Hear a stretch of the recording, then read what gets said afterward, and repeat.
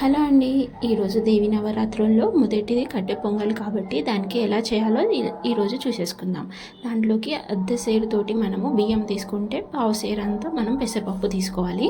అంటే 1 glass of బియ్యం తీసుకుంటే ½ గ్లాస్ ఆఫ్ పెసరపప్పు తీసుకోవాలి. మంచిగా వాష్ చేసేసుకొని స్టవ్ మీద పెట్టేసుకోవాలి.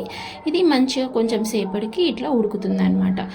మధ్యలో కలుపుతుండాలి, లేకపోతే కింద అడుగంటుతుంది. సో ఇలా మంచిగా మిక్స్ చేసేసుకున్నాక కొంచెం సేపటికి మనకి వాటర్ అంతా పోయి ఇలా అవుతుంది. మనకి మెత్తగా కావాలి అనుకుంటే వాటర్ ఎక్కువ పోసుకోవాలి, లేదు కొంచెం పొడి పొడిగా ఉండాలి అనుకుంటే వాటర్ నార్మల్గా పోసుకుంటే సరిపోతుంది.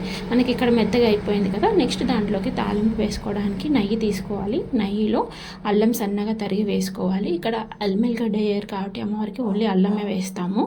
అల్లము తర్వాత పచ్చిమిర్చి సన్నగా కట్ చేసుకొని వేసుకొని దాంట్లోకి జీడిపప్పు, మిరియాలు, కొంచెం జీలకర్ర వేసుకొని జీడిపప్పు మంచిగా బ్రౌన్గా అయ్యాక దాంట్లోకి కల్మాకు యాడ్ చేసుకోవాలి.